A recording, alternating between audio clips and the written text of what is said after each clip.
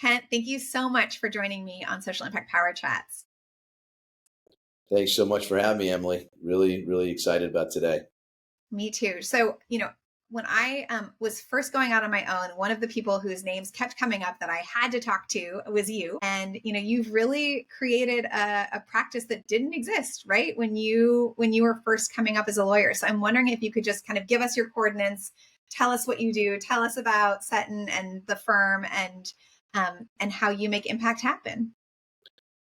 Yeah, no, I really appreciate that. Yeah, I've been in the industry of philanthropy and charity for about 25 years. Originally, actually, when I got out of law school, I did not practice law in the charity philanthropy world. I actually had a business that was setting up online 501c3s. We became the biggest in the country in terms of preparing the legal paperwork. Technically, we're not their lawyers.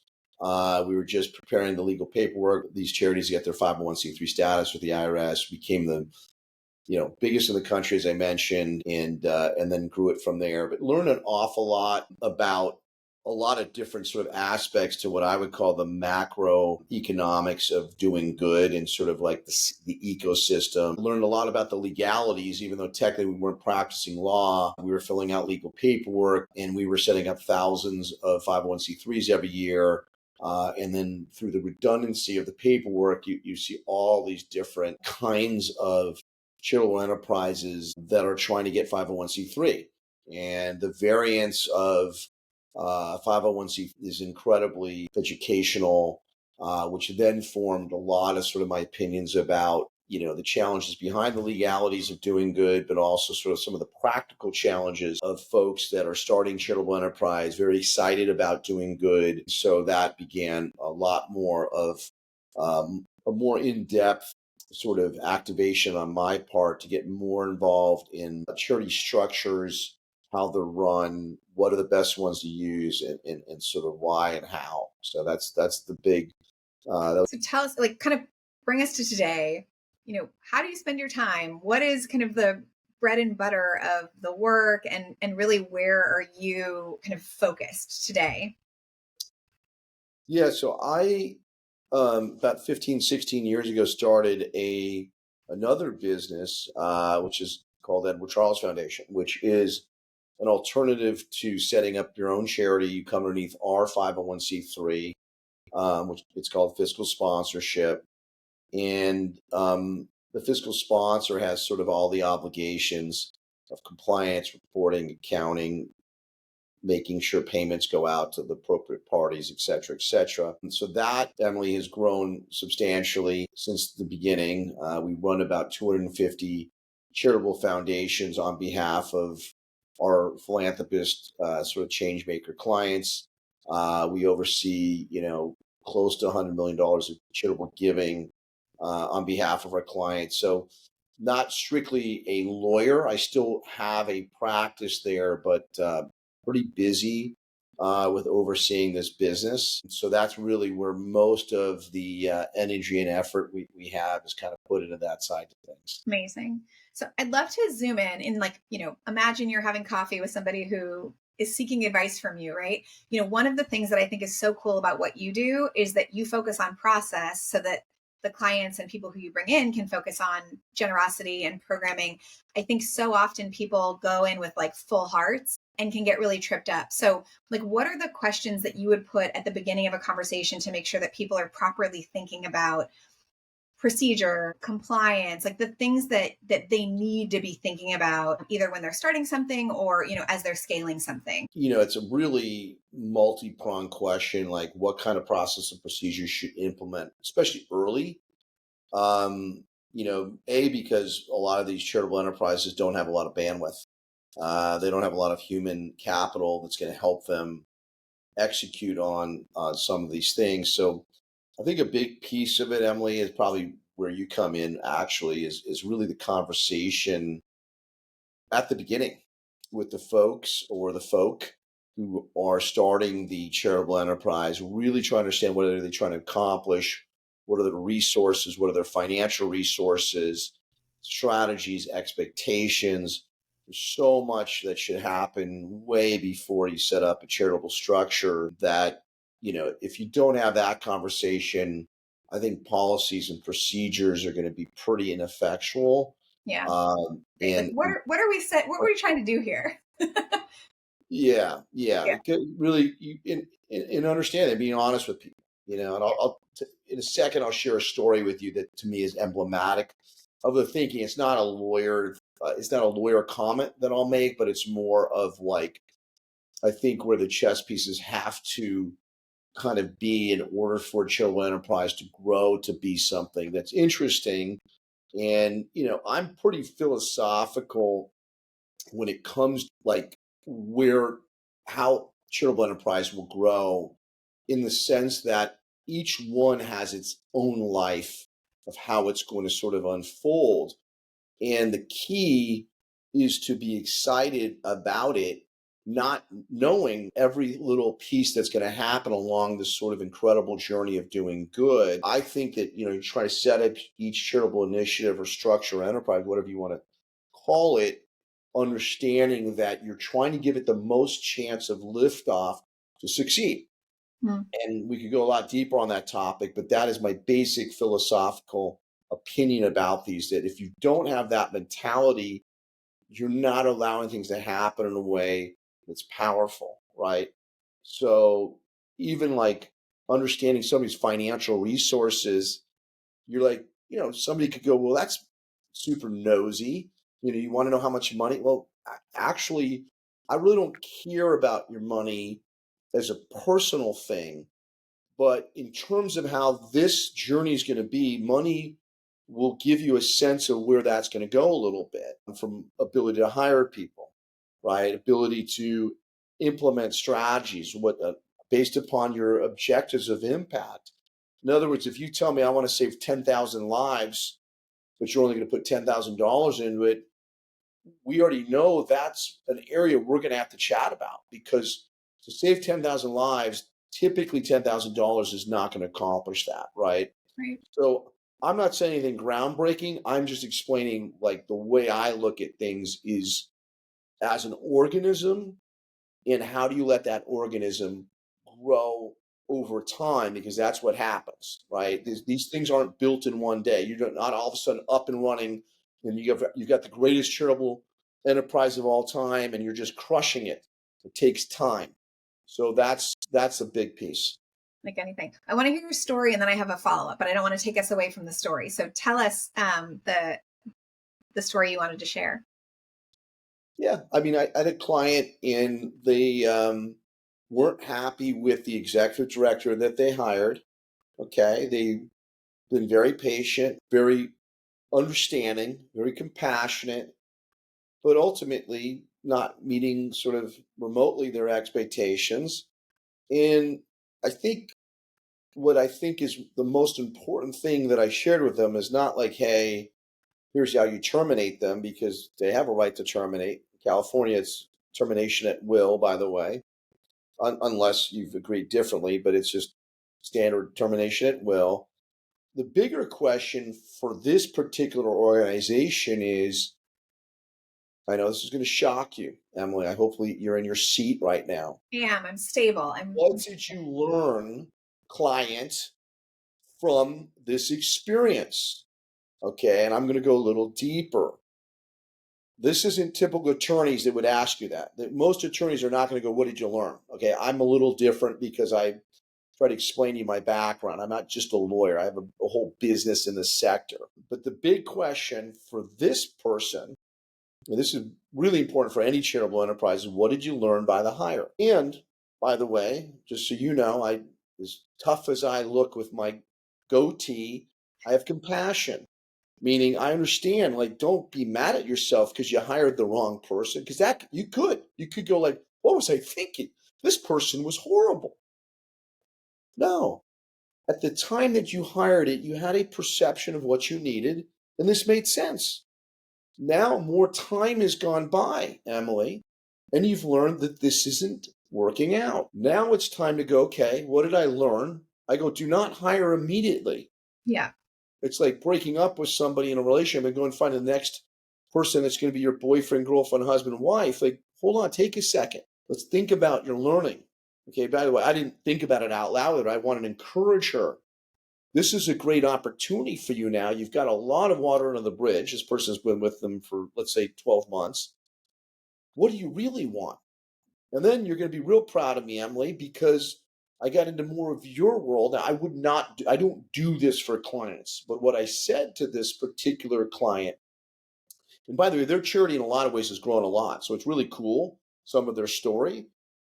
But I said, do me a favor, not necessarily for me, but for you, write up a job description. But on this one, I want you to be really, really clear what your expectations are, what the deliverables are. And again, this isn't a lawyer. She's not paying. I'm not a strategic consultant. That's not what I do. But Right. I happen to be on a call, and I'm going to tell her that because I think it's valuable advice, which is, I think, what you, I think, do for a living is give this kind of advice. Yeah. Well, And, deliverable is my favorite word. So and yes. she's, by the way, she's very smart. But sometimes we need to be reminded of stuff. Sometimes people remind me of things. Oh, Yeah. job description. Of course.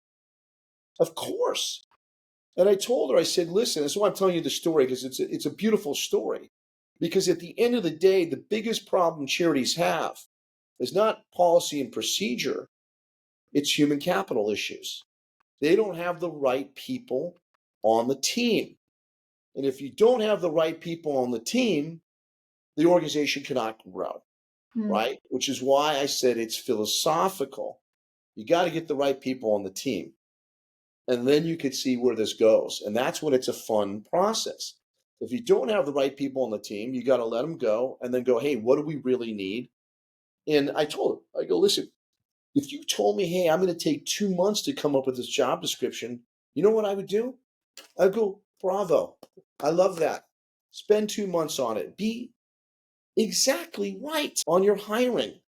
Otherwise, what did Einstein say about the definition of insanity? yeah. Right? That's the best I have to offer you, Emily, on a Friday. I can't really No, say too much more. perfect. And then I have, just one other, like maybe it's like a Sure. 30-second question.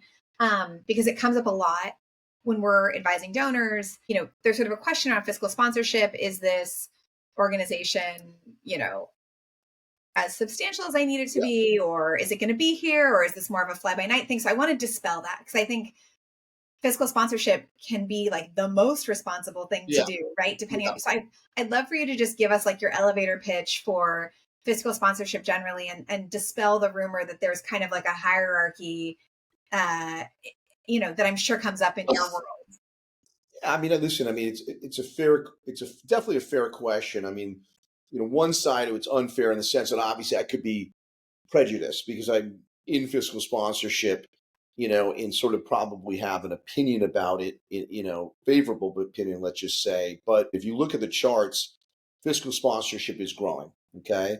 In terms of like the overall aggregate charitable funds that are heading into fiscal sponsors, as well as the number of fiscal sponsors is growing as well, which obviously correlates to the number of fiscally sponsored projects. So like in like sort of like the macro economics, it's growing. Whether Kensine says it or not, that's where it's at right now. Much like donor advice funds are massively growing. So from that perspective, yes, it's obvious that like on some level, and I'm just talking about fiscal sponsor funds. It's incredible, I think, for a newbie philanthropist or change maker to get involved with fiscal sponsorship, because it just takes a bunch of pieces, work, if you will, off of the plate.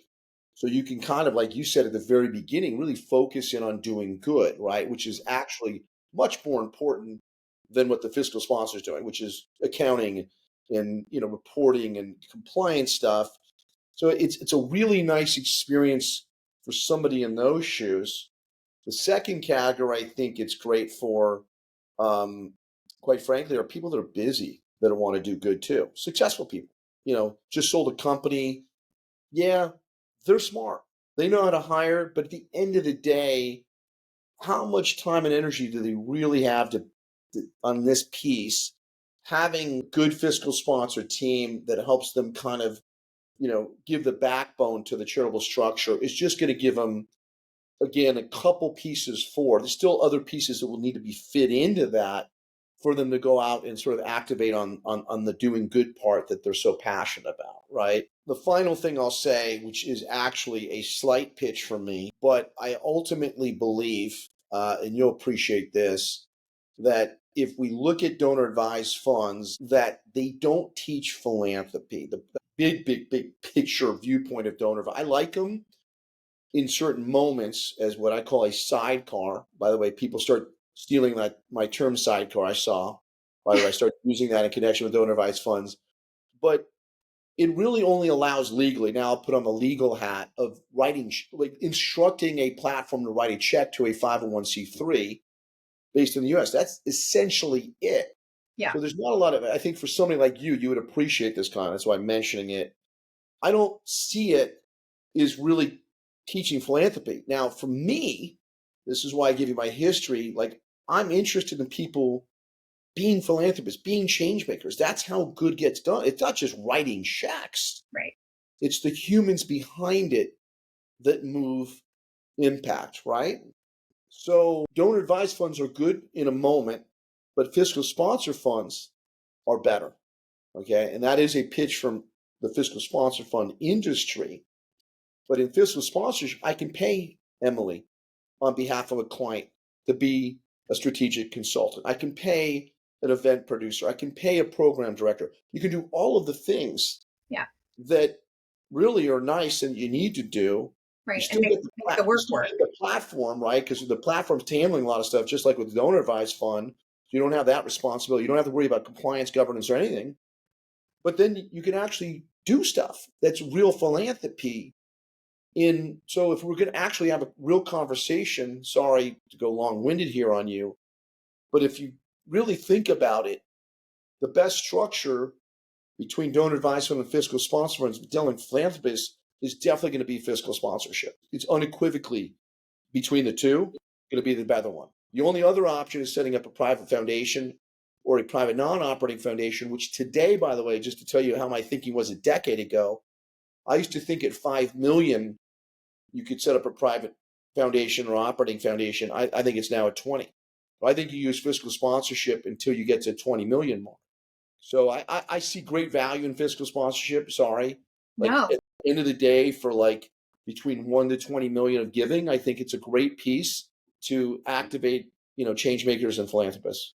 Amazing. And no apologies. I think this was incredibly instructive, and breaking it down in this way is just super helpful. And I know people who are thinking about this will benefit from your thinking. We have arrived at our last question, which I know this came super quick. So thank you for all the wisdom so far. Sure. The thing we always ask at the end is crystal ball. I think you've already covered a lot of themes and things that you may see coming down the pike. But is there anything else that you want to share or that you're thinking about in terms of where this work is headed next as you go into your third decade in the seat?